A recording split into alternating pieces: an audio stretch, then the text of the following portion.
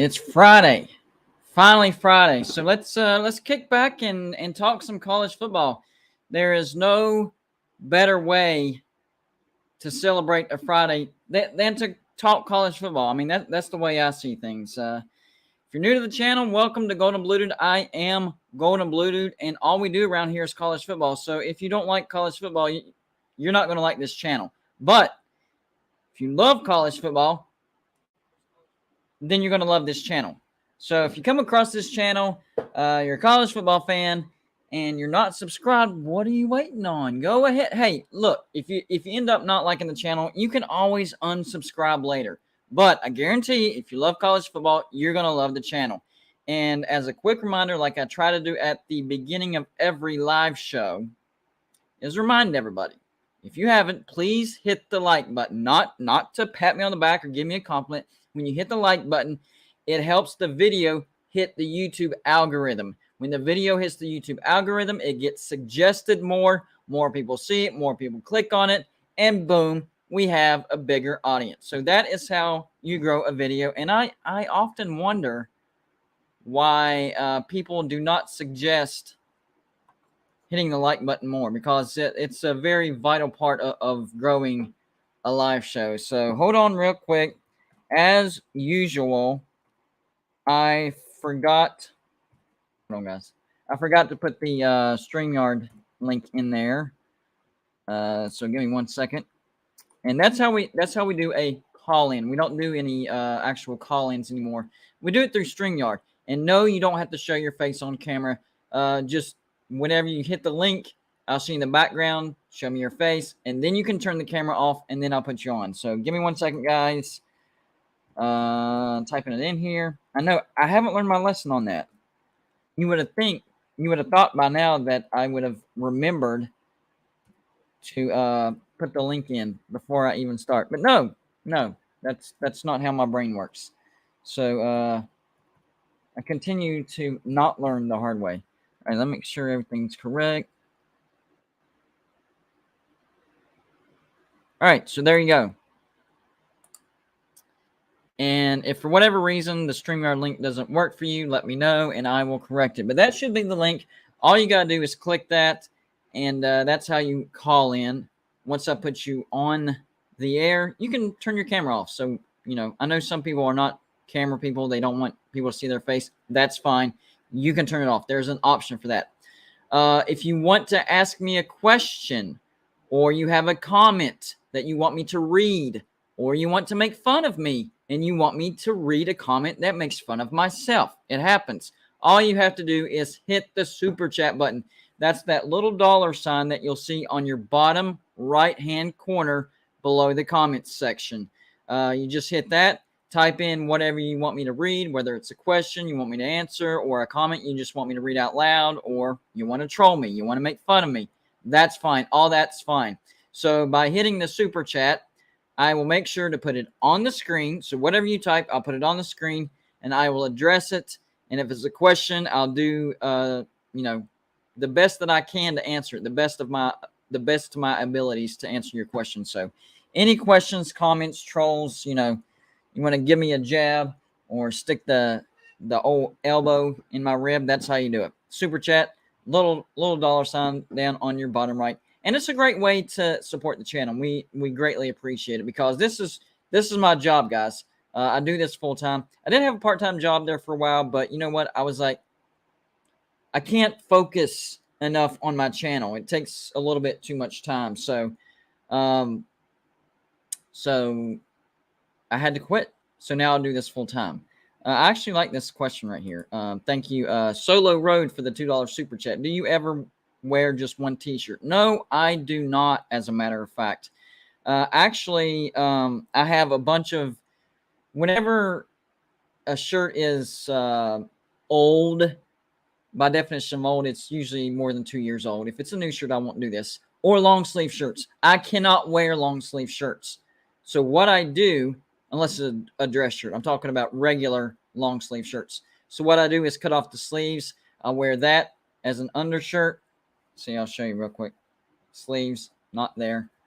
So I wear the sleeveless shirt as an undershirt and then wear my regular t-shirt over it. But No, I never ever wear just one t-shirt until I'm going to bed. I can't do the whole two shirts thing. I just wear my sleeveless shirt to bed. But if I make a video, if I'm going live, it is always two shirts. A sleeveless shirt underneath and then a regular t-shirt over. Good question. Hey, that's fine too. You don't want to ask a football question. You want to ask something personal like what he just asked, as long as it's not like too personal. Y'all know the limits. So be smart about it. Don't waste your money. But a question like that was actually a really good question because a lot of people, I'm sure, actually do wonder that. Sergeant Pickles 13, great screen name, by the way. Appreciate the $5 super chat. Says, disagree with you on the current situation. I think it's likely everyone holds for a while. Really enjoy your content from Seattle. Go Huskies.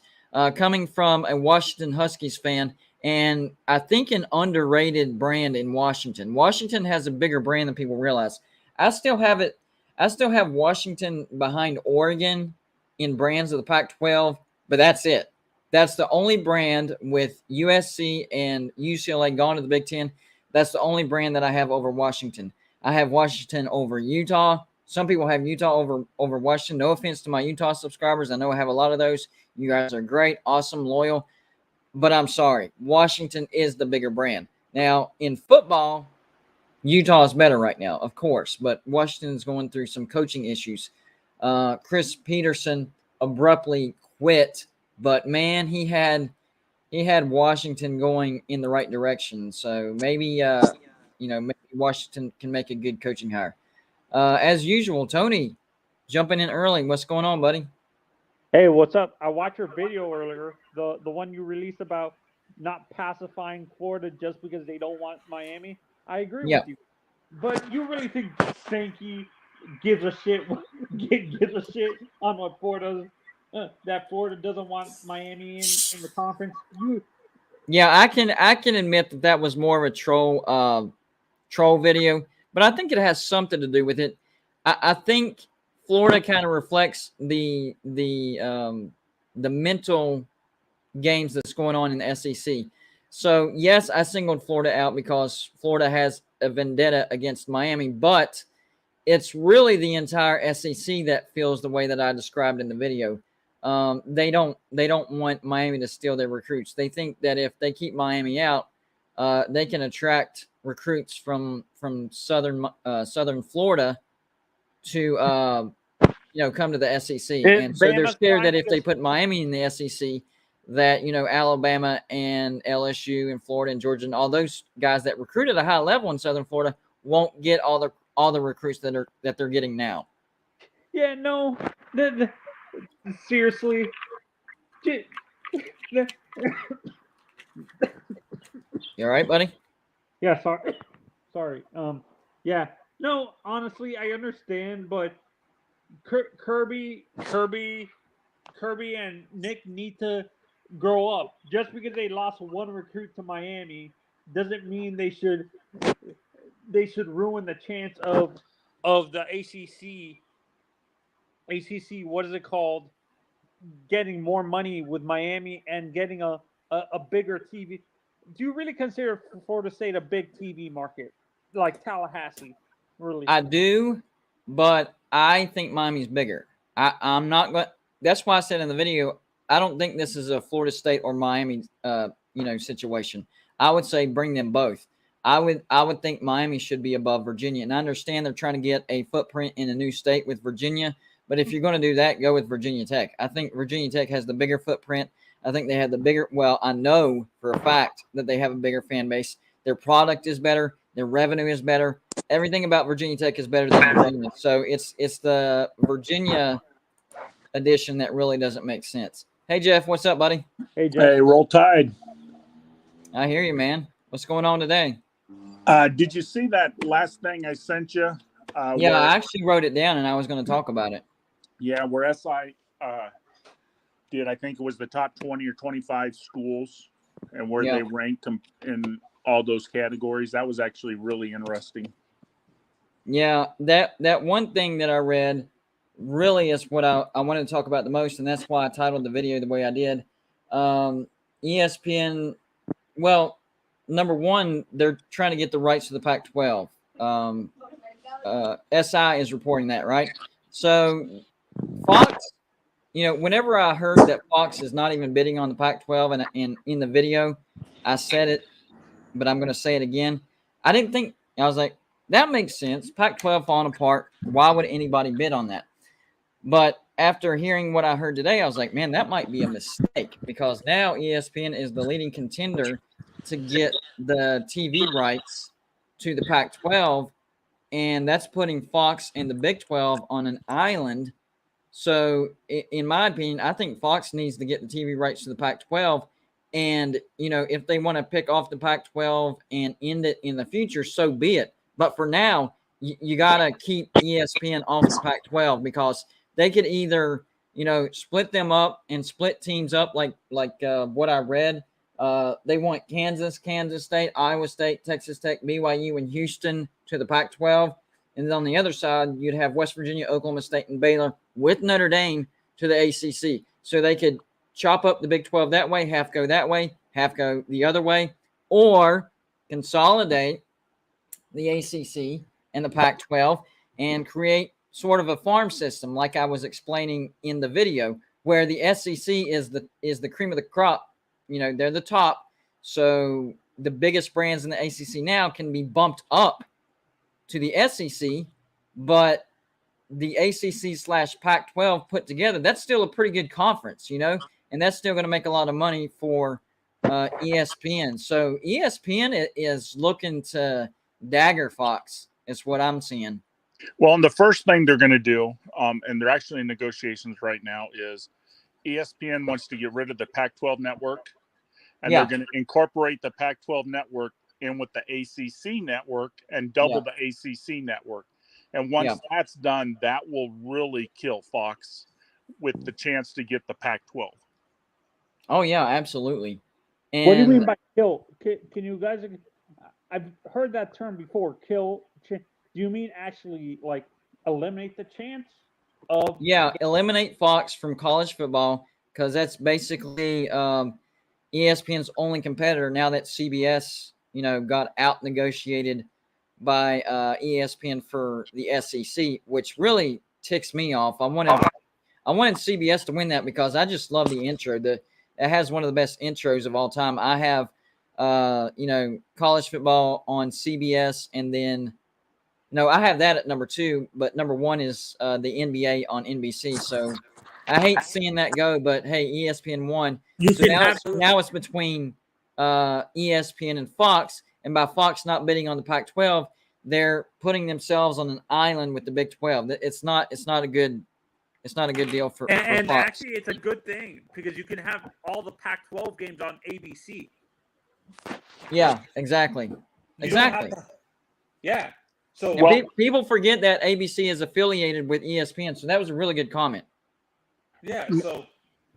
So Jeff, as an Alabama fan, would you rather, in your honest opinion, coming from the ACC perspective, would you rather have, as an Alabama fan, would you rather have Virginia or Miami? Well, honestly, as an Alabama fan, I want Miami, because Miami's a much better football program, and I would rather play the top football programs. But as the SEC, they would rather have Virginia, because we feel that we already have the Florida market. And if we get Virginia, then we would gain the Virginia market. And I could understand that. But at the same time, I would say if you're wanting the Virginia market, go for, I think Tony dropped. Go for Virginia Tech. Joey is coming on live from a golf tournament up in Morgantown. I was actually supposed to go up there, but my wife wasn't feeling well, and I didn't want to leave her down here all by herself. So Joey's up there covering for Golden Blue Dude. Hey, how's it going up there, Joey? Hey, it's going good, man. Just up here watching them coming in. There's a few of them coming in here now. I'll show you some. Nice. A few of them coming in, but any big time names you've seen so far? I'm still looking for Brian Josviak. Of course, that's what the tournament's named after, Brian Josviak. He's got He's doing the fundraiser for the Children's Hospital for WVU. Yeah. I'm still looking for him. Wolfman's not here yet. Right. He's going to be up here in a little bit, but It would be so cool I'm if you ran into some like big time West Virginia names, and if they just said hey or anything on camera while we're live would be amazing. yeah, I know, but they're all still playing, and I don't want to bother them out on the course. Well, yeah. Well, I'm saying like you bump into them once they're done or whatever. But now, Don't later stalk we them though. have, Don't stalk them. yeah, later we have a dinner and stuff. So, and that's just right there in that building. Yeah. We'll have the dinner and things. So I'll get some video and some pictures and everything. We'll share it. Is Morgantown a big city or like Columbus? Is Morgantown No. as big as Columbus, or is it a little bit smaller? Smaller. No, it's smaller, a lot smaller. Yeah, it's not even as big as Charleston. No. I mean, it's a cool college town. It's just not very big. Yeah, the best thing about it is Cheat Lake, which is where I'm at right now. Cheat Lake, it's really beautiful. And they got a nice golf course and stuff. Yeah, Jeff, you're in the middle of you answering my question. My sound like went out. What were you saying earlier? Okay, from an Alabama standpoint, I would rather have Miami. You're going to be a lot more competitive. It would be a lot better game. But unfortunately, for the SEC standpoint, they would rather have Virginia because they feel like we already have the Florida market. Since we have Florida, and then gaining Florida State would kind of give us more, where we don't really have Virginia. So by grabbing one of those, the SEC thinks it's going to give us more revenue. That's kind of like what I was explaining with West Virginia and the Pac-12. Sometimes the interest of a conference or the best interest of a conference is not in the best interest of a particular team. With the Big 12, it is in their best interest to try to go after Washington, Oregon, Utah, Colorado, Arizona, and Arizona State. That would be the right decision for the Big 12. But it's not in the best interest for West Virginia because of, our road schedule is already brutal. And even if we only pick up one more road game, it's still a long road game. So that's not in the best interest of West Virginia. So what it sounds like is it's kind of the same situation for the SEC. Miami might be in the best interest of certain teams in the SEC, but overall, it's not what the SEC is looking for. Right. And let me give you another example as far as TV contracts. The Pac-12 was valued at $500 million with USC and UCLA. Now, with them taken out, they value the Pac-12 remaining at $300 million. Now, the SEC just signed a contract with ESPN for our Saturday 2:30 game only, and that was worth $300 million. So they're saying that the Pac-12, the ones without USC and UCLA, is only as good as the SEC one game a week. Well, and a lot of people are asking, since we're hearing that West Virginia is on the second four, as far as the list for the SEC, you have the first four. West Virginia is not on the first four, but they're in the second four. So they're like, so shouldn't we wait in the Big 12 until we get an invite to the SEC? That's not necessarily how it works. What I'm hearing is West Virginia could be one of those schools along with maybe an Oklahoma State. We've heard Oklahoma State talking to the SEC.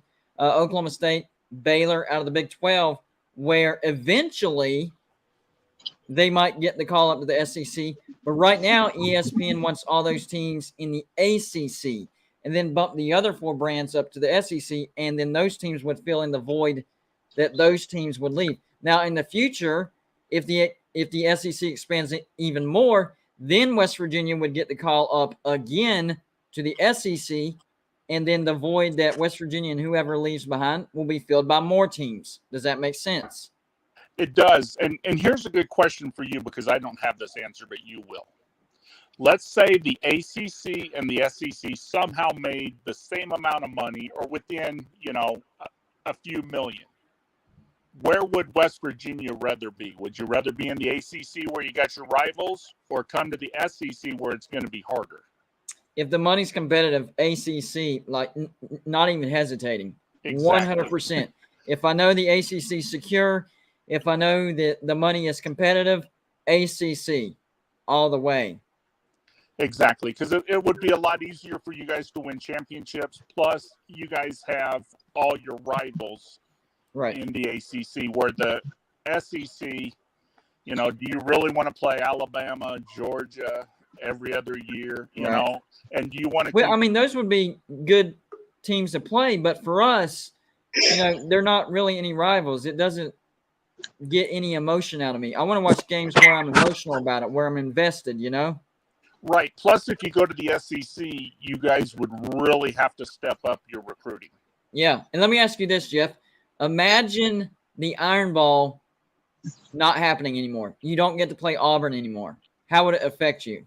Oh, you know, if we lost either the Iron Bowl or the Tennessee game, I would be pissed.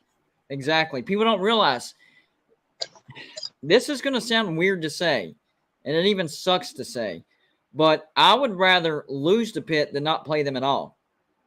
Can you relate to that? Yeah. See, and I always tell people, and I mean, I'm old, but I would rather go 2-10 and beat Auburn and Tennessee than 10-2 Right. and lose to those two teams. Exactly. I And really would. I do think Tennessee and Alabama is an underrated rivalry. Not enough people talk about it. It's a pretty big rivalry. For Well, me, the problem is Tennessee has been down for 15 years. Yeah. So all these new fans don't think of Tennessee as a rival. Where I'm an old guy, I remember, you know, that was a bigger rival than Auburn because they were more competitive at the time. Yeah. You know, with Exactly. Peyton, with Peyton Manning, is that the area you're talking about, Jeff? yeah, Peyton Manning, that the 90s. Yeah. Tennessee beat us, and then back in the 70s, Tennessee, they didn't beat us, but they were real competitive against us. And in the Yeah. 80s, Same thing with Tennessee, Florida. Florida always had Tennessee's number with Peyton Manning, but it was a good game. Yeah, That's the and best now way I none can of us explain it. was alive. None of us was alive to remember this, but Bear Bryant actually played against Tennessee on a broken leg. That's how. Oh, badly he hated that is Tennessee. crazy. Hey, quick reminder to all the people new in the chat. If you haven't, please hit the like button. I try to do this reminder every so often. It's not a pat on the back or anything like that. When you hit the like button, it helps the video hit the YouTube algorithm. It gets suggested more people click on it, and it grows the audience. So it 100% helps the video. And if you have a question for me or any of the guests that come on, just hit the super chat button. It's that $sign down on your bottom right hand, and I'll put it on the screen just like this super chat. And if it's a question, I'll answer it. If it's a comment, I'll read it. Even if you're trolling me, I'll still read it. So that's the best way to ask us a question. You know, maybe the ultimate plan isn't to get West Virginia into the SEC, or maybe it is right now, and then that changes because you never know. Plans now could change later. So the plan now could be, hey, let's get them into the ACC first, and that'll fill the void of the first four teams going into the SEC, right? But then ESPN figures out, well, wait a minute, actually, we can make more money with West Virginia in the ACC because of all those rivalries. So we'll keep West Virginia in the ACC, and, you know, we'll bring up, you know, another four, as long as it doesn't hurt the rivalries that West Virginia plays. Otherwise, it would be pointless. Now, they could also bring in West Virginia, Pitt, Virginia Tech, and Louisville, three pretty good rivals, and it would make more money for the SEC as well. I just don't know how, you know, a Louisville in the SEC would look, how West Virginia in the SEC would look. I think Virginia Tech would look good in the SEC. I think they would be a better fit than West Virginia would be in the SEC. So it's really a learning process where, you know, what the plan is today might not be the plan tomorrow, depending how things go. And I do believe Miami, their best bet, I truly believe, would be the Big Ten. I think they would thrive in the Big Ten. The Big Ten needs Miami because they don't have a team down there for recruiting. I know Ohio State goes down there and Michigan a little bit, But I think Miami would be better with the Big Ten and get as good of a deal as with the SEC. Yeah, and I'm starting to see some Notre Dame comments, and I agree. The linchpin in all of this is Notre Dame. The ACC and ESPN would not be renegotiating their TV deal if Notre Dame wasn't involved. It's just not going to happen because ESPN can get, pennies on the dollar for a brand like Clemson, Virginia, Florida State, North Carolina if they keep them in the ACC if there's no Notre Dame. If there's no Notre Dame, then they're not renegotiating and they're keeping those brands in the ACC and they can pay them less. But if Notre Dame's involved, that's what bumps up the value of the ACC, and that's why they're renegotiating. Make no mistake about it. That is why Notre Dame is involved in this deal. And for me, you know what I like about Texas A&M, and Oklahoma being in the ACC?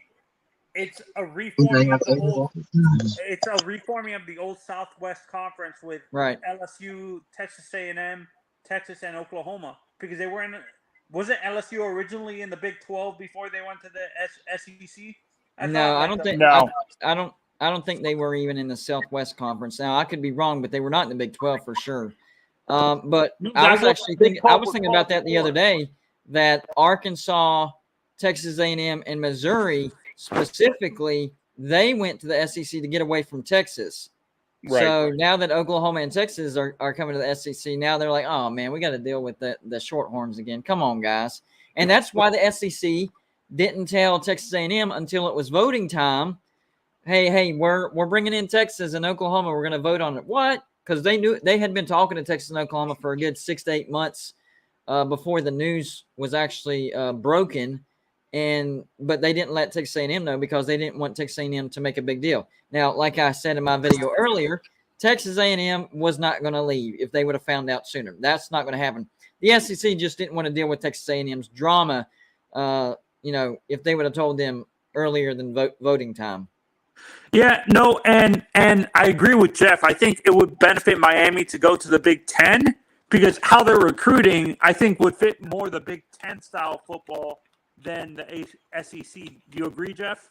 Yeah, no, I agree. And I'll be honest with you, Mario Cristobal, it was a toss-up between him and Billy Napier of who I would want to replace Nick Saban. Those two are awesome coaches. You know what would make sense to the Big Ten, actually? It would make sense if they took North Carolina and Miami. I think both of those two teams would be a great fit in the Big Ten. And the fact that the Big Ten went out and got UCLA and USC shows that the Big Ten isn't worried about geography. They're just worried about brands. So if the Big Ten doesn't get Notre Dame, and I don't think they will get Notre Dame, I think they should at least try to get North Carolina in Miami and then get Oregon and Washington. But as a Miami fan, I'm kind of pissed that we're going to lose Florida State as a rival. And honestly, Notre Dame is not a big rival and stuff like that. Virginia Tech, kind of. Yeah. West Virginia was a big rival for us in the Big East and stuff like that. So I would be kind of happy with West Virginia, but I'm kind of pissed that we're losing Florida State if it's true that they're going to the SEC and stuff like that. So I can understand that. Who would replace Florida State as our rival then? West Virginia? I guess that would have to be the case because, who else could it be? Bringing in Notre Dame, that don't really help. I see Oklahoma State on the list. Not really. Baylor, no. So it would have to be West Virginia. Build new rivalries to replace the old one, though. Like, yeah, or how about this? This is shocking. How about bringing UCF in? That's a choice, but I don't think they would do that. I think UCF is still considered an out. Well, I don't know the right word for this. I'm going to use the word outsider. That might not be the right word, but that's what I'm going to use. I think UCF is considered to be an outsider by the ACC and the SEC, And I'm glad for UCF making it into the Big 12. They deserve it, but I don't think they would get any consideration from the ACC or the SEC unless Miami specifically asked for it. But I don't see Miami asking for that either, because UCF is an up-and-coming brand. They're not your, traditional. They've been around forever. They got a big brand, all this other stuff. Their value is at an all-time high, and they're building, but there's no win for Miami. Hey, you beat UCF. Okay, you're supposed to. Hey, you lose to UCF. That's embarrassing. Just ask Florida last year. They did not like losing, even though Florida was having a down year last year. They did not like getting matched up with UCF because it was a lose-lose, and they most definitely didn't like losing to UCF. So I don't think Miami would like UCF in the ACC at all. Not at all. That's just my opinion. Can you guys hear me? Yeah, I think you were on mute there for a second, buddy. Oh, sorry, I muted myself by accident. Jeff, this is an honest question. When you look at Cristobal, do you think he has the same manner when you look at how he coaches? And hey, your volume's a little low, Tony. Can you hear me now? Yeah, I can hear you. That's a little bit better. There you go. Yeah. Jeff, as an Alabama fan, when you look at Cristobal on the way he coaches and the way he acts on the field and stuff like that, do you think if Saban retires, he can be the closest thing to Saban or no? Like, in terms of how he acts on the field and how he recruits and stuff like that? Honestly, I have it between him and Billy Napier from Florida. They both are really well disciplined. They're great recruiters. They're no nonsense guys. I know everybody says, "Hey, when Saban retires, Sweeney's coming." We don't want Sweeney, and here's why. When the Bear retired, we brought in nice guys, good coaches, Ray Perkins, Bill Kerr, and they're nice guys. Nice guys don't win at Alabama. You got to be a hard ass. Bear Bryant was a no-nonsense guy. We won. Stallings come in, no-nonsense guy. We won. Saban comes in, no nonsense. We win. That's fair. Sweeney wants to be your friend. We don't want friends at Alabama. We need coaches with discipline, and I think Mario Cristobal, he would be the man. I have a coach that might work. I understand it's a pro coach and Joey, I'm putting you in the background because True Seminole wants to come on. But okay. If we hear from you, I'll put you back on. Okay. True Seminole, what's going on, buddy? Hey, man, I'm just going to be in here just for a quick second. Okay. UCF will never be considered one of the big Florida schools. I would agree with that. I'm sorry. This needs to stop being brought up. UCF is not coming to the ACC by no means. No. I'm not saying. I'm saying when you guys leave to the SEC is what I was saying. I'm not saying now. I'm saying if Florida State ends up going to the ACC like the SEC, like they're saying, True Seminole. I'm not actually saying now. I'm saying when but I don't think Miami would want UCF. So you're either. thinking like 10, 15 years from now. Yeah. Like if they're still backfilling, a decade from now, and they need, the best brands available, and UCF is one of the best brands, then yeah. But right now, UCF is not one of the best brands available. And, whether it's Florida State that goes or Miami that goes or both, neither one of those teams definitely want UCF in the ACC.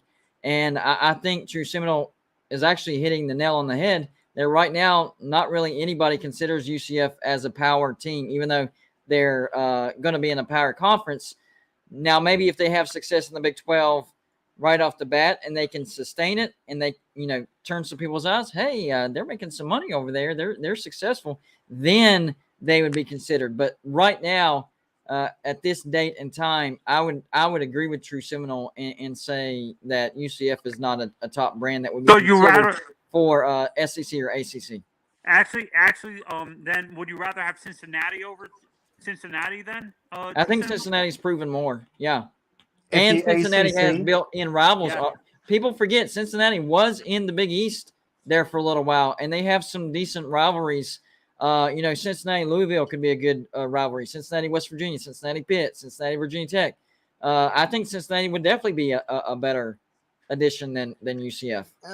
I personally would go for a Southern team. Personally, I wouldn't. Ohio. I wouldn't. Well, if really it's between step in Cincinnati and Ohio. UCF, is what I'm saying. Okay, if it's between Cincinnati and UCF, yeah, of course I'd take Cincinnati. There you go. Yeah, no, and for me, like I agree with you. Cincinnati has proven more, and Luke Fickell's an up and coming guy as well, like a Cristobal and stuff. But I also think Luke Fickell's not going to be there forever. I'd agree with that. And this is really going to sound crazy. All right, so Cincinnati has pretty much paid their dues, right? They finally got to the playoffs last year. UCF has had sustained success in the AAC.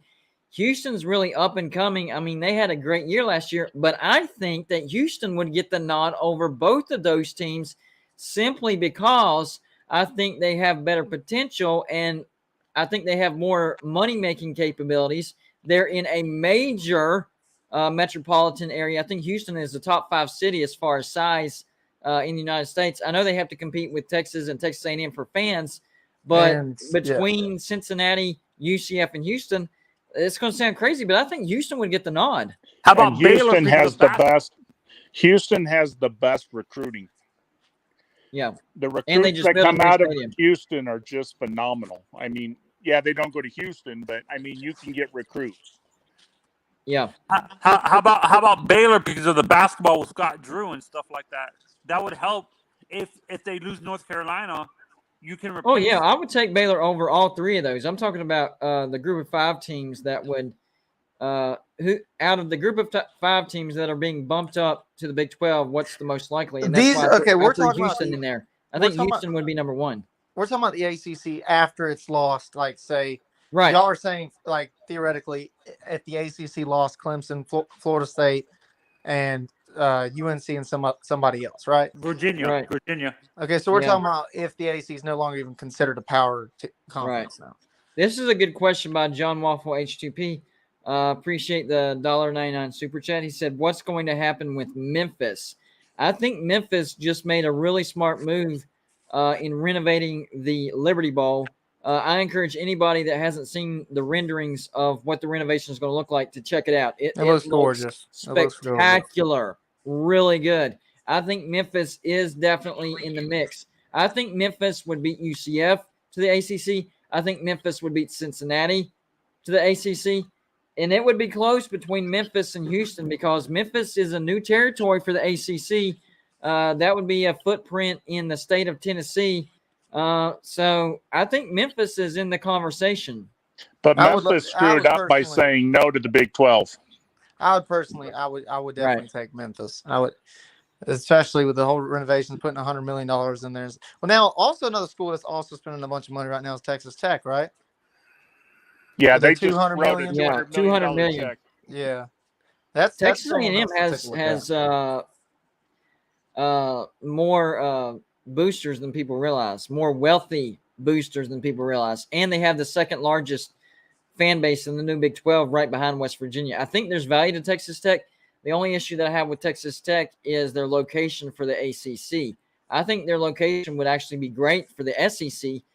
Yes, they would be another team from the state of Texas, but not from the same area. You would be extending your footprint to the western side of the state of Texas, and there's a lot of Texas Tech fans over there. Now, see, another school you touched on yesterday is San Diego State. They put a lot of money into their facilities. They got a good market. And you know what? The Pac-12 can use them because they don't have Southern Cal anymore. I mean, yeah, they got California and they got Stanford. Well, let me get out real quick. That's all I wanted to say. You can let Joey back in. Okay, buddy. Appreciate it. All right, bye. Yeah, I like what you just brought up. I don't think there's any shot whatsoever of San Diego State getting in the ACC or the SEC, but the Pac-12, that would be a very good addition for the Pac-12. They just built a new stadium as well. They're in a pretty good TV market down there in the city of San Diego. And now that USC and UCLA is out of the way, I don't think there's anybody left to block them. I mean, I know there's still Stanford and Cal, but I think they're like, if it's going to help, then bring them in. They're not like USC and UCLA, like, we don't need them. We don't want another California school. Now that the Pac-12 is on skates, I think Cal and Stanford would be on board. And I'm not 100% familiar with San Diego State, but I do remember that they had a couple good teams in the 80s. They've had a couple good teams in the 90s. I mean, they come and go. They have a good basketball brand right now, too. Right, and they've been really good in basketball. So, I mean, I think the Pac-12 could really use them. I think they would be better than maybe a TCU. If the Pac-12 gets other Texas schools, I think they'd be better to add San Diego State to help recruit in those areas. Yeah, and I think what you said earlier about the list that ESPN, the list of teams in the Big 12 that ESPN wants in the Pac-10, Pac-12, whatever you want to call it, Kansas, Kansas State, Iowa State, Texas Tech, BYU, and Houston. You throw those teams in the Pac-12, and the Pac-12 doesn't lose any more teams. That's a strong conference. That's a really strong conference. I think that's one way the Pac-12 would keep Power 5 status. If they don't lose any more teams and add, the Kansas State, Iowa State, Texas Tech, BYU, and Houston, they stay a Power 5 conference. And if you think about it, maybe the SEC's also behind this, because if we add those 4 schools, there is nobody else in the country that can come in without us starting to lose money. So if we can save the ACC, we can save the Pac-12, the SEC gets both of them, then the SEC and the Big Ten don't have to do an arms race anymore. It's you grab 4, we'll grab 4, we're done. Let's set the playoffs where, okay, there's now 4 conferences. I think the SEC would say, okay, the winners of each conference get an automatic bid. We don't want automatic bids now because we don't want to water it down. But if you had 4 conferences, we'd say, okay, the top 4 team, the get their team in, and then we'll do 8 at large. Yeah. I would say this. If those teams do get added to the Pac-12 in Kansas, Kansas State, Iowa State, Texas Tech, BYU, and Houston, that actually hurts San Diego State and Boise State. Because without those teams, I think San Diego State and Boise State are at the top of the list as far as potential additions to the Pac-12. But if you add those Power 5 teams from the Big 12, all of a sudden, I think Boise and San Diego State fall down to probably the bottom of the list. Would you agree with that?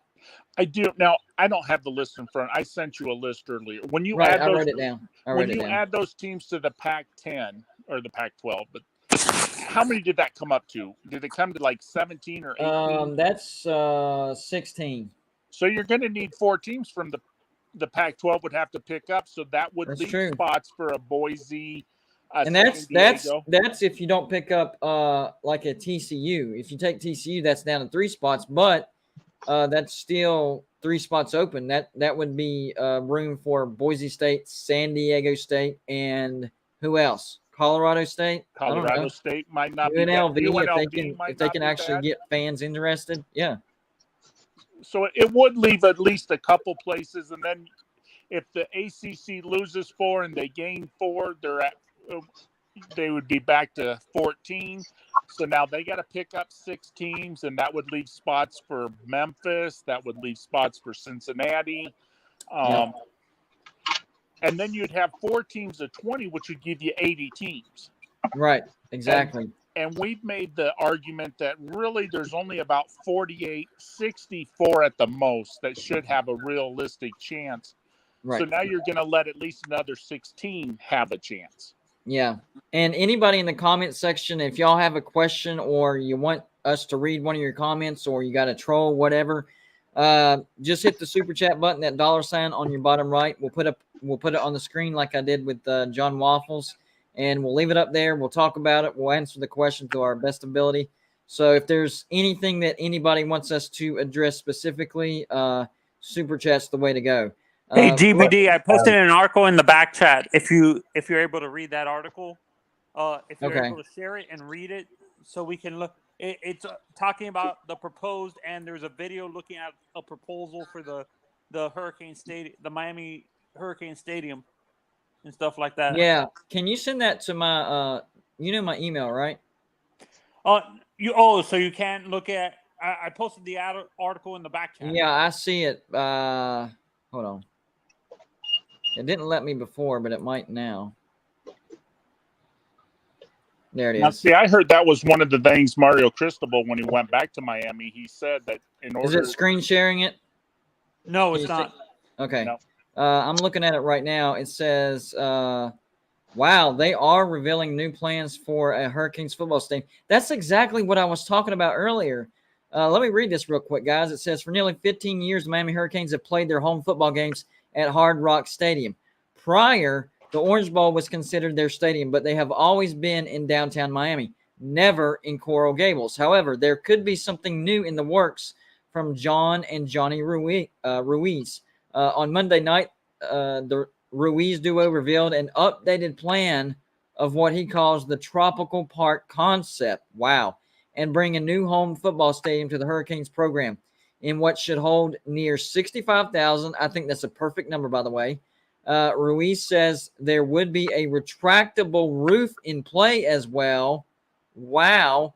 I'm looking at the plans right here. So it looks like an entire park, not just a football stadium. And the stadium is right smack dab in the middle. And it does have the old Orange Bowl horseshoe shape. So I like that.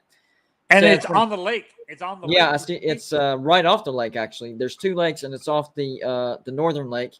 It says, when fans begin to ask about parking, John Ruiz was quick to point out it would not be a problem. Not only would fans be able to park around the stadium, but also underneath with 16,000 parking spots available. That is smart. Fans from all over could travel to see Miami play football. As for festivities around the stadium, a Miami Live, they're calling it a Miami Live, would be built as well, meaning fans would have a place to tailgate before and after games. This is genius. In what can already be a lively ruckus crowd, Ruiz and his design would give Miami a top-level atmosphere in college football. There's already a ton of excitement around the Hurricanes program, and a new stadium would be just the latest wave of positive news. Agree with that. Since head coach Miami, I think they spelled that wrong. Since head coach Mario Cristobal left Oregon and came back home, he has brought back the Miami brand to the forefront. Recruiting has been on fire, and Cristobal has yet to step foot on the field. When he does for the first time, it will be in Hard Rock Stadium. However, Cristobal could have a brand new facility to call home in the near future, only adding to the fantastic sale he has at his disposal. With the Ruiz duo and their team leading the charge, a top quality facility is in the works. Wow. Yeah, see, and that was part of Cristobal when he decided to leave Oregon. He told them that, Miami needs a stadium and needs better facilities. What was the cost of the stadium? Did it say what the cost was going to be? How much usually, like, our college football stadiums are college football, to build a college football stadium, is it expensive compared to like a pro stadium? Let's say like trying to build like a Jerry's World or like a Hard Rock Stadium or something like that. Jeff, are they a lot cheaper? Actually, most of your college stadiums, believe it or not, are more expensive because, like, you go to Alabama, we're $102,000. You go to Michigan, that's $106,000 or $108,000. So we got more. They're $115,000. $115,000. The reason I ask is, Texas Tech just announced that they're going to put $200 million into their football facilities. That's a lot of money to put into that's not the whole athletic program. That's just the football facilities. So they're going to guess that Miami's going to pay close to $400 to $500 million to build that stadium. Yeah. No, for me, at the max, maybe $850 million. That's chump. Like, the money we're talking about is chump change for Ruiz. The guy's a multi-billionaire and stuff like that. So spending that much money on a stadium, it's chump change for him. It's not gonna like and down honestly. And that's why I try to avoid opening links on the channel because it kicks me off like that. Sorry about that. Well, No, you're good. I noticed something. GBD. So when I came in, apparently I was logged on as you because I'm in here as you now. So I can't even leave because it'll end the broadcast. Oh, I can remove Maybe you you. can. Yeah. Maybe you can remove me. All right. Yeah. So what I'm going to do is I want to go up here and go into the restaurant and look around, see if I can find a few football players Okay. to talk to. Most of the people here right now are just corporate executives that are here supporting the charity. But maybe I can bump into a few football players and bring them on while you're still live. Okay, I'll put you in the background, and then if you bump into somebody, I can bring you up. Just go ahead and take me off, and I'll come back in through the link and just come back in if I beat somebody. Okay. All right. See you later, buddy. See you. Now, one thing, talking about the cost of a stadium, I don't know if you guys paid attention, but Heinz Field is no longer Heinz Field. I didn't know that. What is it now? They got outbid by, and I'm going to get it wrong, like Ackerman. Heinz was paying $2.98 million a year. Well, this new company come in and bid for $10 million a year. They signed a 15-year contract for $150 million. Wow. So it's not even the ketchup bottle anymore. Nope. So they're going to have to, are they going to have to take out the ketchup bottle that's in the stadium? No, because Heinz is still in partnership with them. Okay. They just couldn't compete with that. You know, they wasn't going to pay $10 million a year. I got you. What's going on, Tim? Hey, Tim. Yeah, not much. How you guys doing? Doing pretty good. What was your reaction to ESPN swooping in and trying to pick up the Pac-12 and possibly trying to merge the ACC with the Pac-12? Yeah, I really don't know what's going on in college football, and especially the media stuff. I'm not too savvy on all that, but Right. but it does. They're going to posture. I mean, I think the best. I can't imagine them not trying to go for. Can you imagine just having the Florida schools, the Texas schools, and then cherry pick the Pac-12? To me, that's your no-brainer. Whoever's left on all that, that's the way to go. You know, and then you have. I don't know. It just seems like, again, chase the money. That's where it's going to be.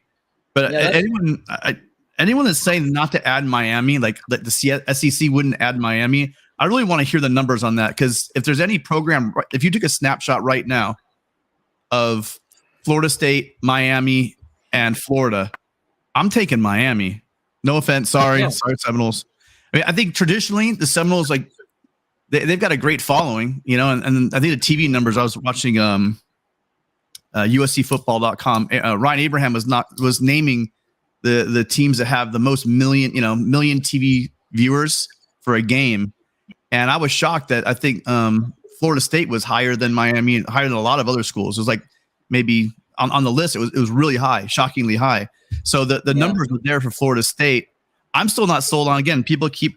I know the Seminole fans, from proximity reason, don't want to add the Orlando school, but I'm telling you, that's a market with a huge alumni base, you know, that given the right facilities and money, they could blow up as well. I don't think you could have too many teams from Florida. It's like saying you had too many teams from California. That's what I was saying. And Texas. The population, you just named the top three, right? Aren't those with New York, the highest populated states? And then granted, I agree, there's a huge Latino population in LA and in Florida and in Texas, but still, there's still, you know, a lot of them do watch football. I don't understand what people keep talking about. Like one guy was trying to say, yeah, there's a lot of Mexicans in LA. I'm like, yeah, there's also but do you think they don't like football? Like they have to have some other preference to the world. Wow, imagine that they like. No. You know what it is? They think the Mexican populations, when people hear football, they think soccer. That's what they think. The Mexican community likes soccer. I'll put this comment up because I saw Scott. Scott Gorman. He did try to super chat a couple times, and no note was attached. So I saw this comment, so I put it up. He said, let me try again, because he was trying to super chat. How is the Pac-12 going to have enough money to entice Big 12 teams away? That would be ESPN. Why is anyone suddenly going to pay a premium for the PAC once USC and UCLA are gone? Well, that comes into, they want to get rid of the Big 12. ESPN, that's their competition. Fox is their competition in college football. So what ESPN is thinking is, if we can pick up the Pac-12, Pac-10, whatever you want to call it, and keep it from losing any more teams and have some value to it, then we could pick off teams from the Big 12, entice them away, raise the value even more, and stomp out Fox. So whether they consolidate the ACC and the Pac-12 or keep it separate, it's still a win-win, because in the first scenario, you could split up the Big 12, half go to the Pac-12, half go to the ACC. And in the second scenario, you could just pick off as many teams as you can and stick it into the Pac-12 ACC merger. And then there was this new comment by John Waffle H2P. Pitt needs to build their own stadium now. I agree with that.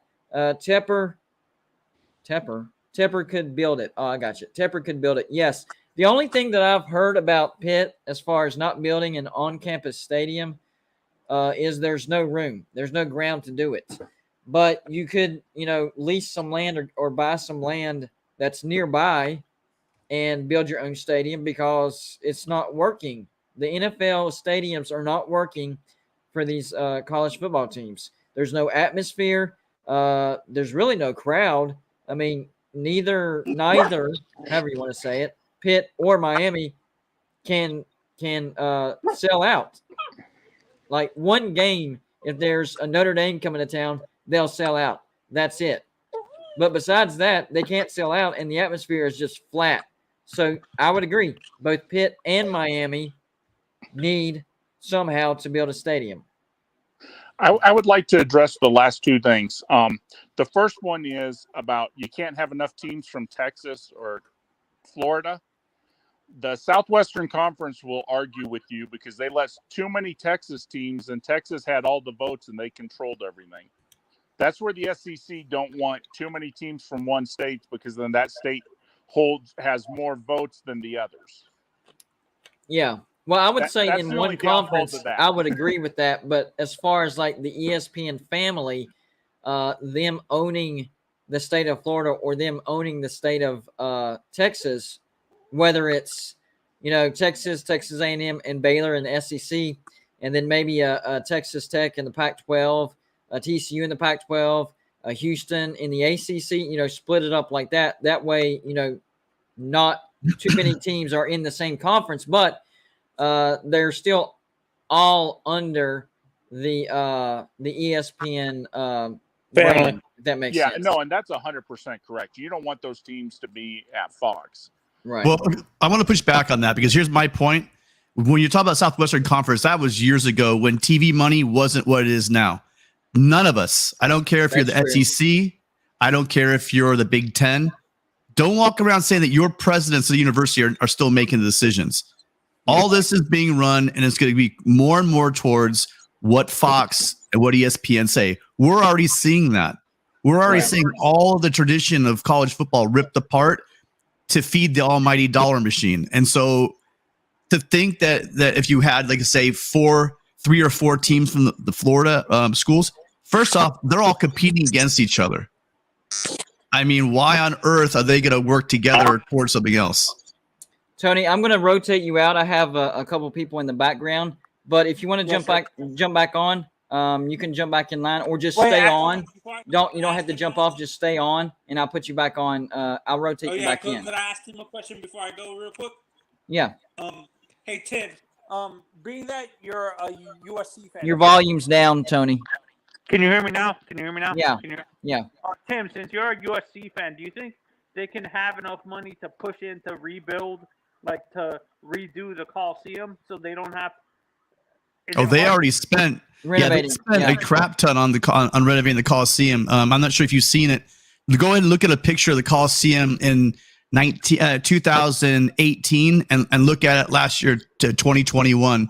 What they did is they did remove seats, but what they did is they got rid of a lot of the bench seating. We've been doing that for ages, and what it does, we're putting proper seats in, wider seats. I don't know about you guys, but like I've been to Notre Dame where I'm sitting hip to hip with people that probably haven't mixed in a salad since Clinton was in the White House or something. Yeah. And so you squeeze up like this. When I sit in the Coliseum, I'm sitting back like this. I've got a cup holder. And that's all of it, not just like not just the big donor seats. That's the entire Coliseum now.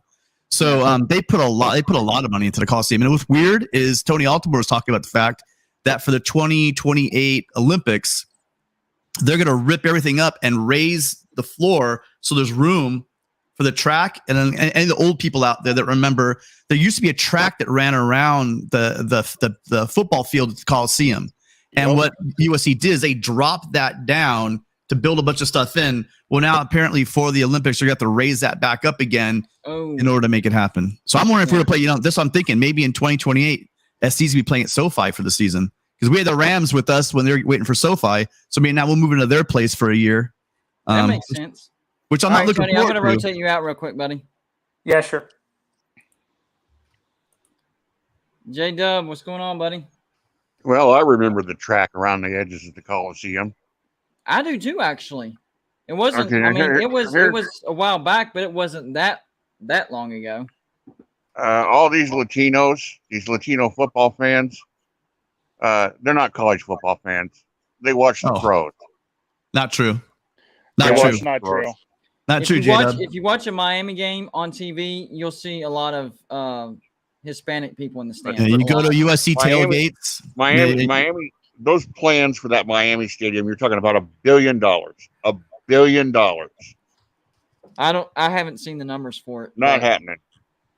It's just not happening. They're not the Ruiz brothers are the ones that are behind it that are trying to finance it. So that's up to them. I put this up for Lost Aggie 66, Charlie Anderson. He is a channel member. So his comment says, if this happens, the ACC should grab all the Texas teams and WVU, and then the service academies. I was with you except for the service academies. Service academies. Navy would make sense with Notre Dame. I'm not sure about Army and Air Force. Any thoughts on that? The problem with the service academies, and I'm always go Navy, beat Army, being a Marine. But the problem with the service academies are they have height requirements, they got weight requirements. They do not compete with 5-star, 4-star, 3-stars. They're getting kids who are willing to risk their lives after college, and they don't have the size to compete week in and week out. They can play in Notre Dame once a year and another good school, but they're not in a position where they could play an ACC schedule. I mean, they also have incredible academic requirements. Yeah, exactly. Jeff, I'm going to put you in the background. I'm going to rotate John Waffle in. If you want to hang on, that's fine. If not, I understand. I got some things to do, but I'll hop on if I got the time. Okay, buddy. Thanks for jumping on. All right. Yeah, let me just say real quick for you, before I go out. The old Southwest Conference was the 7 Texas schools and Arkansas. Yep. And they killed themselves. They committed suicide because of graft and corruption and cheating and all sorts of backhanded shenanigans that went on. Now, that was before the big TV money time. I completely agree. But that's what happened. The Southwest Conference, the Texas schools stabbed each other in the back just as quick as they could. There's this idea that, well, we're all together. We're all for Texas. No, they're not. They cut each other's throat in a heartbeat. And that's what happened. The Southwest Conference committed ritual suicide, and it dragged down the Big 8 with them. And that's where the Big 12 came from. When those two things fell apart, what was left over and who was left standing created the Big 12. Okay. And that's why Arkansas went to the SEC, and then eventually Missouri, and then eventually. Arkansas got tired of being the it was a 7+1. It was 7 Texas and Arkansas, and Arkansas was like, hey, man, this ain't working. Right now, the Big 12 complains about Texas or has complained about Texas back in the day, Arkansas, that would have been a nightmare. Absolutely. John Waffle, man. What are you up to, buddy? So you guys have been saying for all the past few years that Pitt doesn't have fans, we don't show up. Last year, when we were a playoff contender, we showed up every game. If you look up at the North Carolina, the Clemson game from last year, the Pitt fans showed up. I think we showed more than the WV fans. And if it just looked ugly because we don't have our own stadium. If no one wants to go to Heinz Field, the reality is if people want to fill up our own place, we don't have our own stadium. We haven't had it since 1999. And we just keep being irrelevant, mostly because of the state of the whole athletic program and some of our administration. I would agree with most of that, actually. That's why, I put Pitt in the same conversation as Miami, as one of your biggest problems is you play in an NFL football stadium, that you can't get a college football atmosphere out of a pro football stadium. It can't be done. And I know USC plays in the Coliseum, and they shared, with the Rams there for a while, but that was pretty much USC's home. And it was almost like the other way around, where an NFL team was sharing a college football stadium with USC. With Pitt and Miami, it's the other way around. They're sharing with an NFL team. So I 100% agree with you that you need your own stadium. As far as attendance goes, last year Pitt won the ACC. So, I don't have the numbers in front of me, so I'm gonna take you at your word. You said Pitt's attendance was better than West Virginia. Well, it should have been, because we went 6-6. Y'all won the ACC. You had a great year, so that's the way it should have been. But I think Pitt sold out one game. West Virginia still ended up selling out, I think, 3 until we started having a really bad year. I mean, we still dug our way somehow, backed our way into a bowl, because we were 4-6. We had to win those last 2 games to get into a bowl. So we sold out the first 3 games, and then it kind of went down. I think Pitt sold out a total of 1 game. But to your point, your attendance was much better this year. Well, overall, I think I saw, it might have been ESPN.com. I think I saw something overall that the college attendance is down 7%. Yeah. Overall. Yeah. Tim's point about the Coliseum is a great point. It was something that Iowa did at Kinnick when they expanded their north end zone and allowed them to take the rest of the stadium and widen the seats out a little bit, so you didn't have 2 big Blutos like me trying to sit next to each other in B13 and B14, and you can't breathe and you can't move because the seats are about about 1.5 foot wide, and you're trying to squeeze somebody in there. It makes it a better, people are thinking, I'm not going to go to the stadium and be uncomfortable when That's I can fair. sit at home or stream it. And also remember this, ESPN is absolutely hemorrhaging viewers. I mean, their numbers, they are bleeding numbers. And so this idea that they have this unlimited bank account that Mickey Mouse is just going to throw billions out there, eventually even a giant like Disney has got to look at ESPN's numbers and go, hey, wait a minute. We just can't keep losing these kind of numbers. I would agree with that. What do y'all think about this comment? It's a super chat from Texas Savage number 3. Hold on, J-Dub. Hold on. I wanted to address this real quick before I get too far away from it. Texas Savage number 3, he says, if Texas does hire Lane, does Lane Kiffin take his whole staff, and does Ole Miss hire next? Same with Auburn. So I'm assuming Texas fans don't have much faith in Steve Sarkisian. And I actually made a video on this. Maybe he's referenced the video that I made. And I would agree with that. I don't think Steve Sarkisian is going to last all that long. He had way too much talent for Texas to go 5-7. Oh, you got to give him time, blah, blah, blah. Yeah, I understand that. But with the talent Texas had, they should have won at least 7-5. I'm not saying win the Big 12, go undefeated, have a 10-win season. They should have went 7-5. but they didn't have mental toughness. Oklahoma came back, and they let Oklahoma beat them 4 straight times after that. Or was it 5? It was either a 5 or 6 game losing streak. How many ever games it was after that? So, yeah, I don't think Steve Sarkisian lasts very long. Now, I could see Texas going after Lane Kiffin. And if they did, they would throw a lot of money over to him. Now, this is all hearsay because Steve Sarkisian is still the head coach. But let's take a trip to what if land real quick, okay? Let's say Steve Sarkisian can't get the job done. He gets fired after 2022. Texas goes after Lane Kiffin. Lane Kiffin accepts. He's asking, does he take his entire staff? Who does Ole Miss hire? Same with Auburn. Well, I think he would take – I do think Texas would I do think Lane Kiffin would take his entire staff. As far as Ole Miss, who would they hire? I mean, I don't know. Maybe the Jamie Chadwell out of Coastal Carolina, somebody like that. Any quick thoughts on that, guys? I know this is out of left field, but I'm interesting. I'm with you, but actually, I'm a little. Well, two things. When it comes to from whatever I've watched, particularly from the lens of USC, it's usually not the head coach that brings the toughness. It's usually that defensive line coach or maybe even a coordinator that brings in. I think that Texas has the money to bring in top coordinators and coaches for him.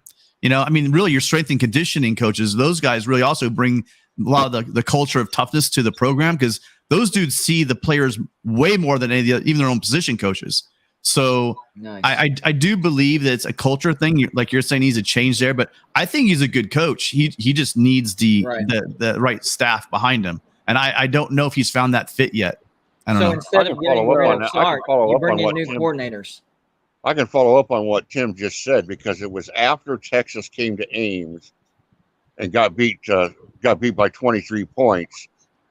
That in the buses going back to the airport in Des Moines is when Texas's, I think it was their DC or their D-line coach, because it made news. He absolutely blasted the team for being lifeless and not having any emotion, for being flat. That was right after the Iowa State game, and it was not Sarkisian who raised hell with them. It was one of the position coaches who went absolutely ape on the team, and he's the one because then you had that one defensive lineman come out and said that the coach was right, that Texas and their was slide, flat. Their slide started with that. I forgot what they're called. That team over, I think in Oklahoma. It started with that gut-wrenching loss. Gut-wrenching loss to them. I mean, to lose a game like that, you know, there you go. There's your warning sign that he might be the right guy to lose the locker room that way. You know, the crazy thing about that is right after that game, they did compete and barely lose. That's why I'm glad J-Dub said what he said, actually, because, yes, I do think they let the Oklahoma loss because they came back. That had to been, you know, rip your heart out moment. Beat them multiple times, but they were, to their credit, they were competitive against Baylor and Oklahoma State in 2 very close losses, and then they went to Ames, Iowa, and just got the snot beat out of them by Iowa State, and that was kind of like the last straw, and it was almost like the team gave up after that. So good point. They had the burden of Oklahoma came back. Man, we were so close with Baylor. We were so close with Oklahoma State, and then Iowa State just kind of put them out of their misery. Hey, can I jump in really quick also? Lorenzo, you said something about the Raiders. Yeah, you're right. The Raiders did play at the Coliseum as well. I mean, who hasn't? The Dodgers originally, when they came from Evans Field before Dodger Stadium. They played everybody's played. Like literally everyone has played in the Coliseum. But recently the Rams played while they're getting SoFi together. And then back in the day, Ferragamo and the boys, they were playing in the Coliseum. So it's kind of been the home to a lot of different teams. But it's always been, and you know, people don't know this, UCLA used to share the Coliseum with the Trojans. And that's where you get those pictures of half the stadium is one color and it was a split right down the middle for the games because it was 50. It was like both home field basically for both teams. It was really cool. I mean, I didn't experience that, but I've seen pictures of it. So it's almost like the Red River rivalry in the Cotton Bowl, where it's, you know, basically split down. You see burgundy and burnt orange on one side. But the point we were making with USC is maybe I didn't list all the teams that they shared the stadium with, but the point is it was USC stadiums and they shared with the Rams, the Raiders, the Bruins, the Dodgers. It was theirs and they had to share it with everybody else. With Pitt and Miami, it's not theirs. They're the ones sharing it with somebody. Scott Gorman, $5 super chat. He says, why, and this is a good one, by the way, why would ESPN lose their sweet deal with the ACC by renegotiating? ESPN can't do lost leads everywhere. They still need to make a profit. Yes, that's why I said this doesn't happen without Notre Dame. Without Notre Dame, they're not renegotiating this TV deal. That's what tells me that Notre Dame is involved in this deal because ESPN and the ACC are seriously talking about renegotiating. Mm-hmm. I think we could. I'm going to stick by what I said the other day. I think we're going to see a whoa Nelly. Everybody's just going to hold their horses. We're going to stand where we're at right now for the next 2 or 3 years until the playoff situation gets itself sorted out. Then we'll see then we'll see where Notre Dame is interested, and Notre Dame's move will trigger everybody else. Because I don't think the SEC acts unless Notre Dame ends up in the Big Ten. I think if Notre Dame goes to the ACC, then I don't think the SEC necessarily has to reply to that. But if they go to the Big Ten, then they might be interested in replying to that. But it's a lot easier if you just had the nerds that make out schedules. If those guys, if they're like, hey, bring in that skinny geek that sits at the computer all day, and they were all in a room, they'd tell you it's better to have 16 than 20, because then you can play a 3-6-6. It's just a lot easier for scheduling that way, and you might end up with what Joey's poll said the other day. You might end up with four conferences of 16 teams each, but the Los Angeles TV market has to be involved.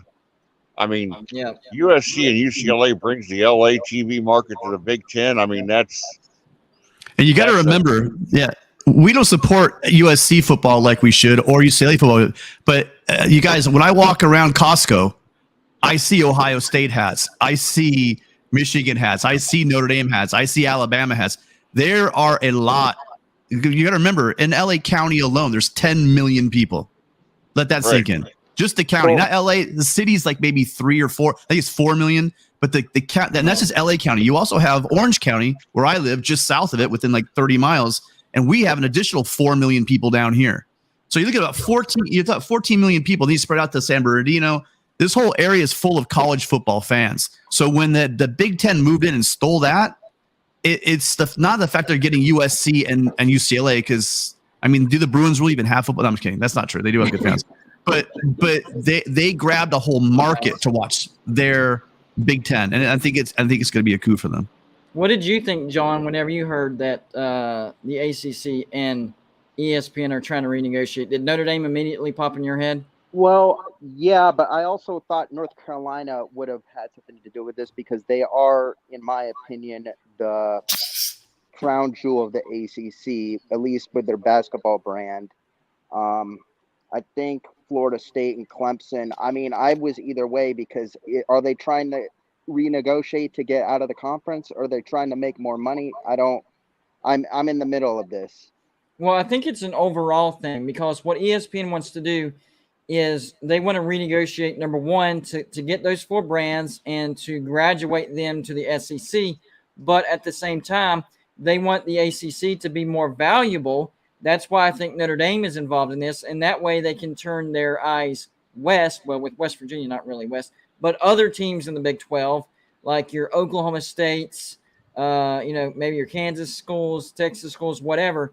By renegotiating and making the TV deal better, you can bring in Notre Dame and you can try to eliminate your competition in Fox. So even though you do lose your 4 biggest brands, you're still backfilling with some pretty good brands. And with Notre Dame, I would say hands down, Notre Dame is a better brand than any of those teams leaving. Whether you love Notre Dame or whether you hate Notre Dame is right up there with Texas as far as one of the best brands in the entire nation. So if I was an ACC fan that wasn't a fan of Clemson, wasn't a fan of North Carolina, Virginia, or Florida State, I would actually be okay with this because it means that they have future plans in the ACC. They're not letting it stay stale and just be like, we want to get pennies on the dollars for these big brands, and then whatever happens in 2036, we're fine.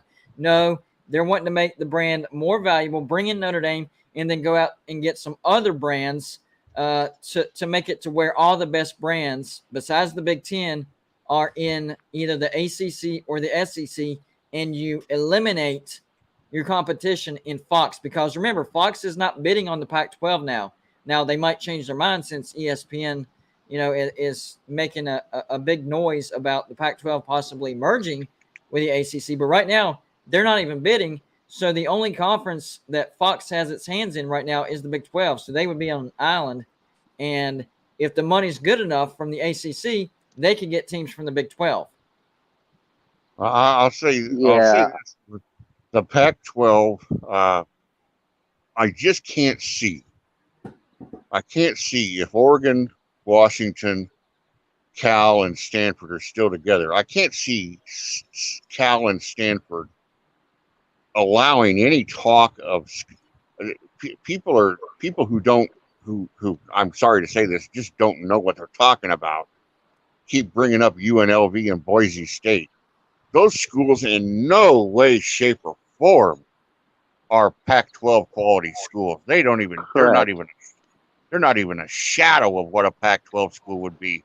There's no way Stanford's going to say, "Yeah, we're going to take Boise State and we want to compete with."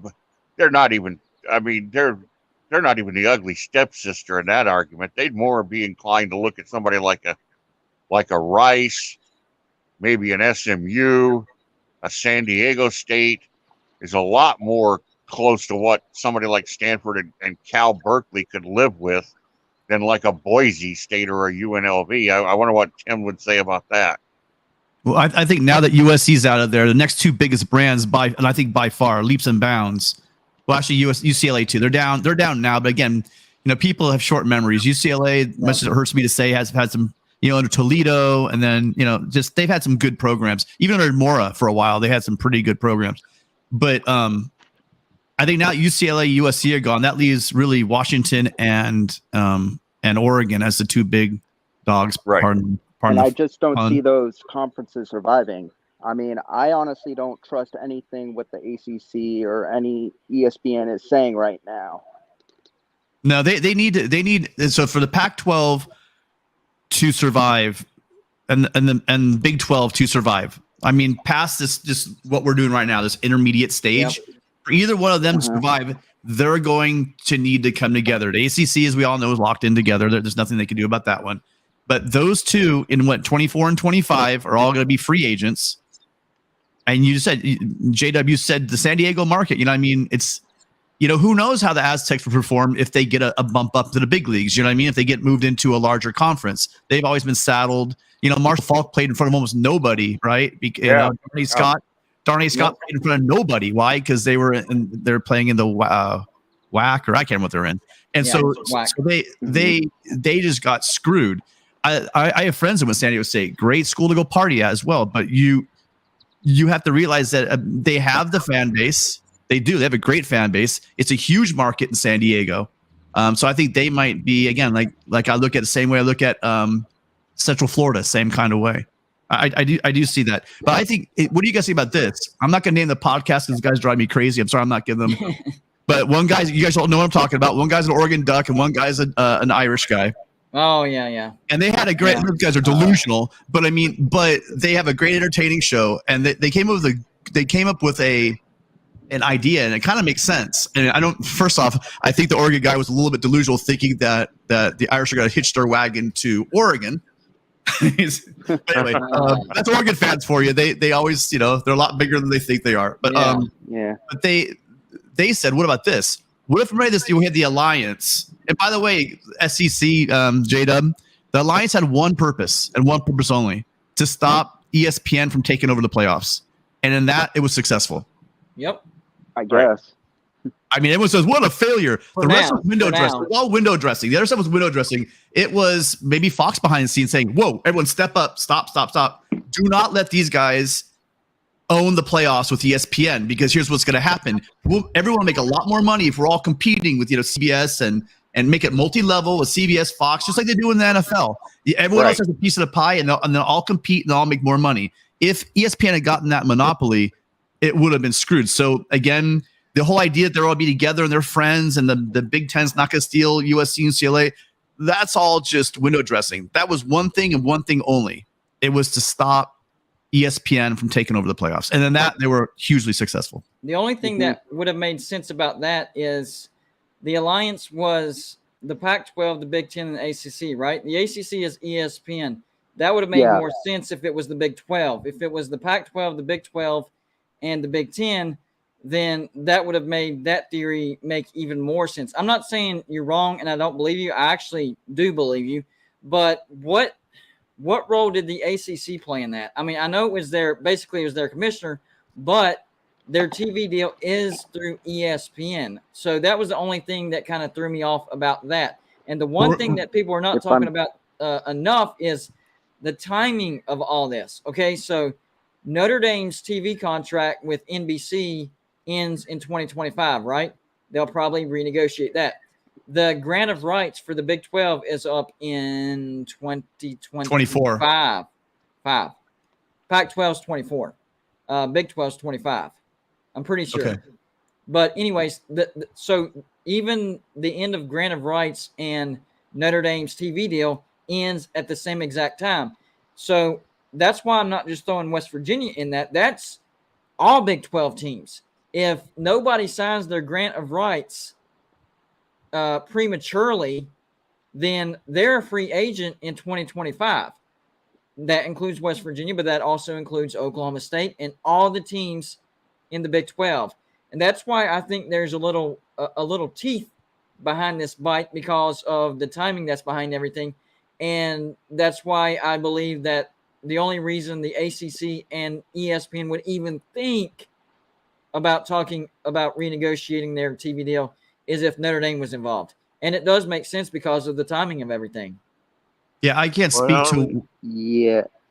Now, let's say we're in Tim's Lamborghini, and we're on USC's campus, and I've got 5 hours to drive to another campus. I can get to UCLA. I can get to San Diego State. Am I within 5 hours of Stanford and Cal, or is that right on the edge of the drive? That's about 7 to 8. Okay. Lamborghini, yeah, 5. 5 in a Lamborghini, but 7 to 8 is all of our cars. Okay. How about Tucson and Tempe? I think it's about 2 hours. No. From LA, it's probably about 4 or 5 hours. But so it's barely wait, did he say Tucson to Tempe? Tucson, Tucson's closer because Tucson's right outside of Phoenix, but then Tempe's over to the east. So you look at about 5 hours over there. Well, the reason why I'm saying that is because the distances between some of these PAC, I mean, Oregon and Washington are in like another climate. They're in like another, I mean, almost like in a different country to a certain extent, culturally and everything, than the Southern Cal schools are. What makes Notre Dame such a better fit for me as somebody who grew up in the Midwest, in the Big Ten than the ACC, is if I'm on Notre Dame's campus and I'm in mom and dad's SUV and not Tim's Lamborghini, within 5 hours, I can be at the following schools: Bloomington for Indiana, Purdue, Illinois, Northwestern. I'm right on the edge of getting to Madison for Wisconsin. I can reach Ann Arbor easily. I can reach East Lansing easily. I can be in Columbus. I can be in all of those places in the Big Ten in 5 hours from Notre Dame. People don't know where Notre Dame is. They can't picture it in their mind. Notre Dame is 45 minutes east of Chicago.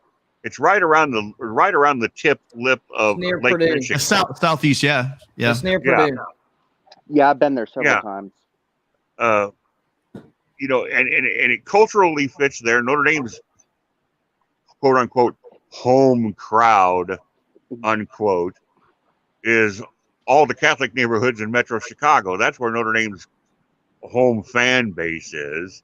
And Grand Rapids, Michigan. It's right there too, And then J-Dub. New York. Yeah. Grand Rapids right up on the coast, straight north, yes. Western Michigan. But I mean, Notre Dame just fits where, lots of places can get to each other. Illinois and Purdue are a 40-minute drive from each other. Hey, Bob Baker, go check out Sports Illustrated. They're the ones that said it first. So before you start calling me foolish, go look up your material first. Yeah, I agree with this. I don't see any deal going with Notre Dame unless the ACC is going to get like a bigger deal than the Big Ten. I already predicted that Notre Dame is going to go to the Big Ten, and it makes perfect sense for them. I agree with all that, but I don't know if that matters. I'm not sure if that really matters. I mean, I was surprised because we all found out that after the Big Ten went after they didn't go after USC and UCLA reached out to the Big Ten. The Big Ten said yes. And then right after that, we all heard that the Big Ten wants Notre Dame, right? So I was like, well, there goes that. Notre Dame's not going to the ACC. And then all of a sudden, no, they're actually not interested right now. But my point is, if Notre Dame was interested, they would be already interested, right? It's not like the Big Ten would have to talk Notre Dame into this.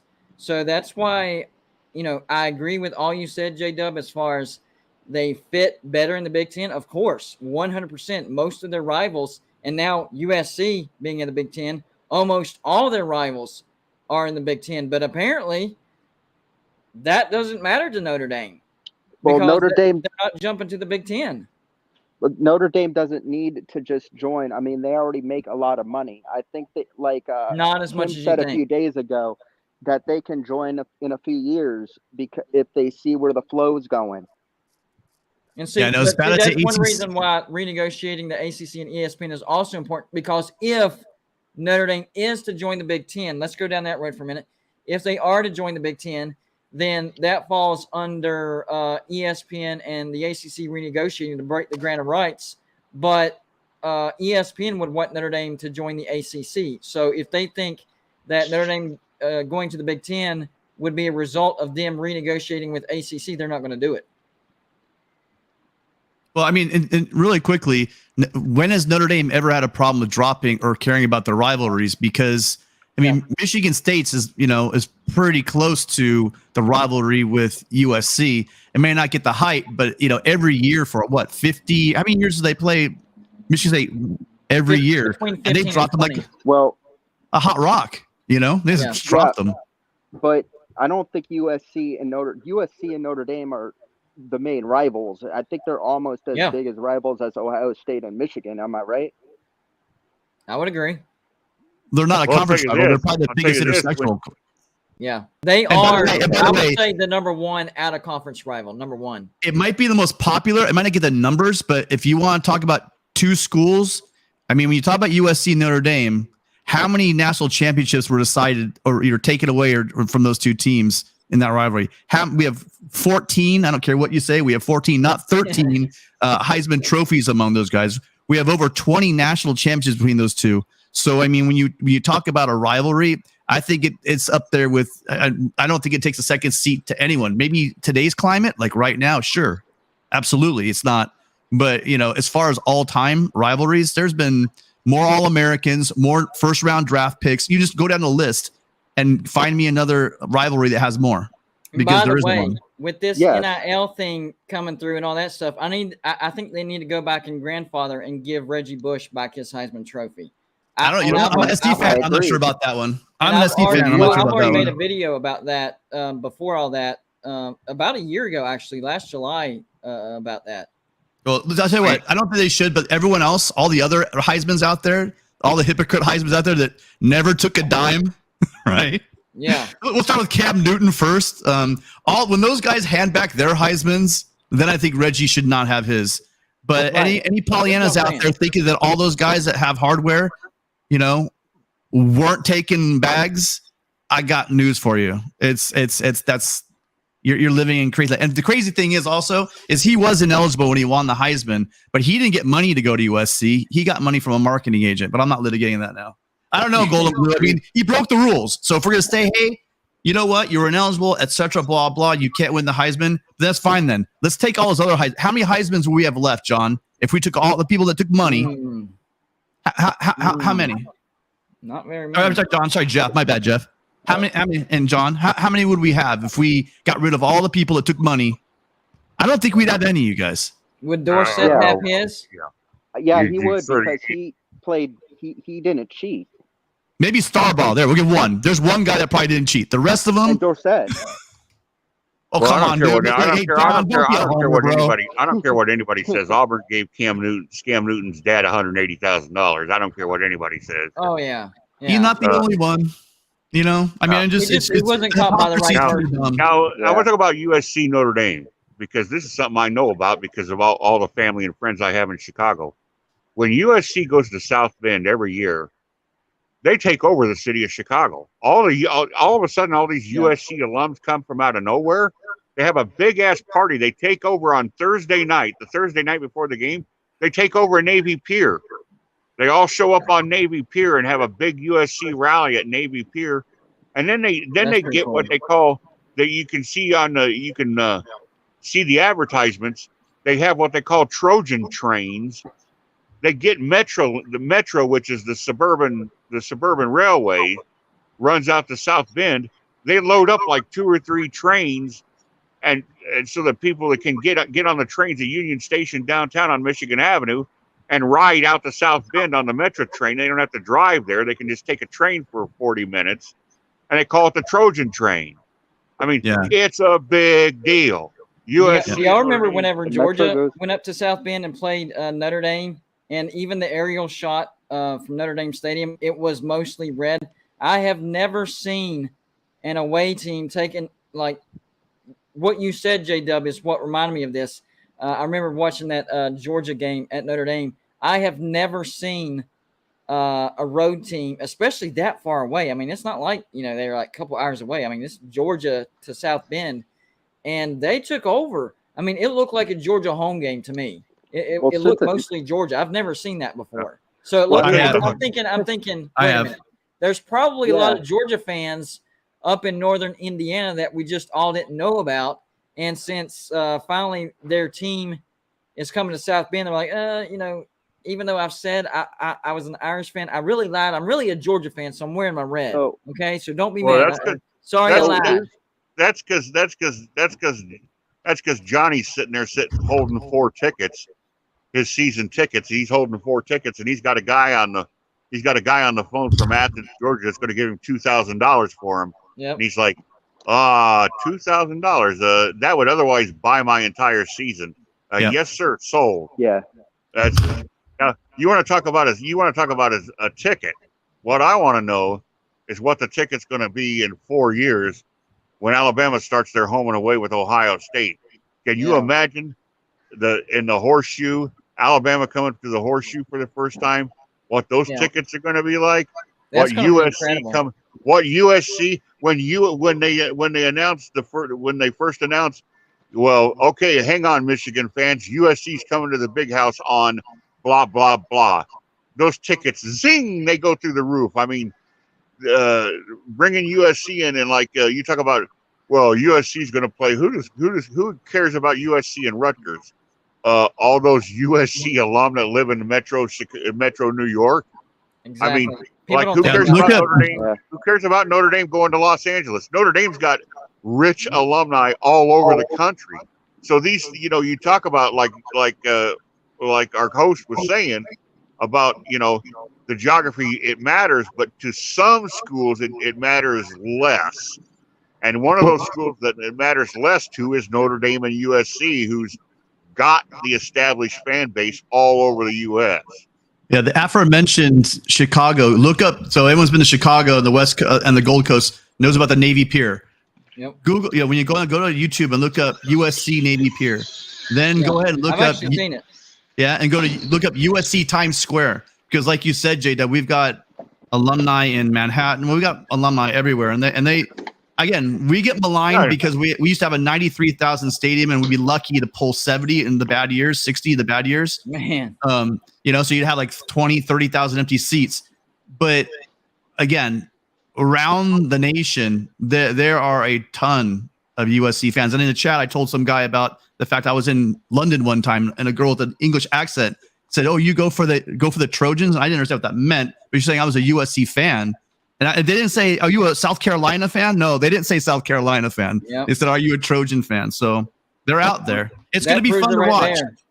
And I have one major bone to pick with Pitt, not because they're our rival or anything like that, but my gosh, the price tag on the tickets that I got for the backyard brawl in the upper deck, ridiculous. Why are y'all's ticket prices so high, man? Like, that might actually contribute to why y'all don't have, packed out stadium all the time. I couldn't believe how high the prices are. What's up with that? That's not normal.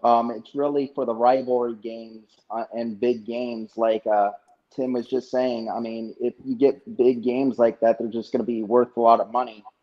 And I mean, the backyard brawl hasn't been played for like 10 years now. It's the 10th anniversary or 10th anniversary of the year that we last played.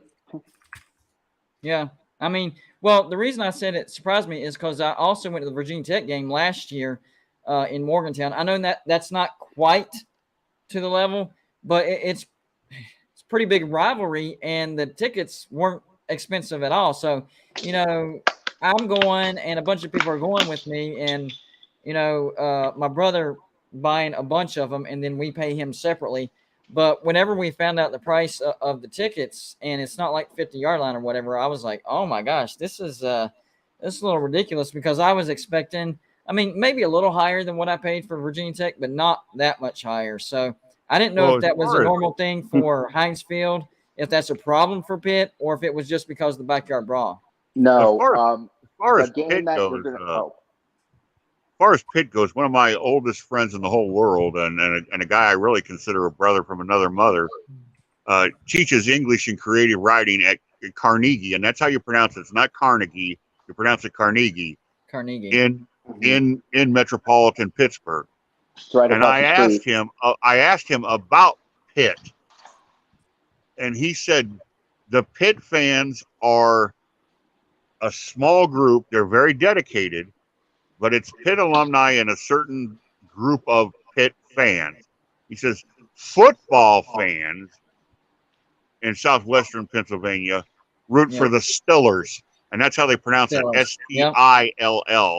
The Stillers. They're Stiller fans. Yeah, I mean, West Virginia fans pronounce it that way too. Tiny little slice of that. Hey, J-Dub, I'm going to wrap this up, but hold on, guys, hold on. I got to go, so I'm going to wrap this up. So first, I'll give J-Dub, give your last word. Yeah, let's just let's everybody count the blessings. Let's hope that there's no more earthquakes, and let's just get to the season and play some football. And just remember, as crazy as the last 6 months have been, they weren't as crazy as it was in 2020 when we didn't even know if we were going to see a game. So let's just keep our fingers crossed and let's play ball. I hear you. Appreciate it, buddy. John Waffle, last word, buddy. Well, yeah, I'll just say let's hope we have a good season for my team in particular. And to piggyback off of the one sentence that J-Dub said, I'm going to say that we do have a lot of bandwagon fans that joined the fan group. We just need the win, and that's how we gain the respect of the people. So thank you. Hey, that makes sense, man. Appreciate it. And Tim, what's up, buddy? What's your last word? Well, no, remember, everyone, change is a natural part of life, and it was eventually going to happen to football. And everyone always freaks out in the beginning, but in the end, it's going to settle. And to some degree, all programs are going to be okay. And it's innately uncomfortable. If you're not freaking out, there's something wrong with you, because at all levels, I mean, I'm even the people that made it into the SEC and the Big Ten. I'm looking around saying, I'm worried about the teams I followed forever. I don't just follow USC, and I'm worried about what's going to happen. But I think in the end, passionate fans are still going to be passionate fans no matter what ESPN or Fox puts on the TV. So I think everyone's going to be okay. I couldn't agree more. I appreciate it. Hey, jump on anytime you want, buddy. I appreciate it. Thank you. I'll see you Have guys a good later. week. I might not do a live over the weekend, so have a good weekend, buddy. Yeah, another great live show, another great audience. I want to thank each and every one of you for watching, for all the people that hit the thumbs up, for all the people that super chatted. I appreciate all of you. If you stumbled across this live show and you're like, Golden Blue Dude, what the heck is this moron talking about? Hey, I'm a college football nut. I admit it. I am obsessed with it. I love it. If you love college football, try me out. Hey, you can always hit the unsubscribe, but hit the subscribe button. See if you like it. Check me out. And we're marching our way to 10,000 subscribers. The goal was to get to 10,000 by the end of the year, but man, we had a big old boom where I hit 1,500 subs in a matter of 2 to 3 weeks. So now I'm trying to get to 10,000 by the beginning of the season. Almost to 9,000. We're over halfway to 9,000.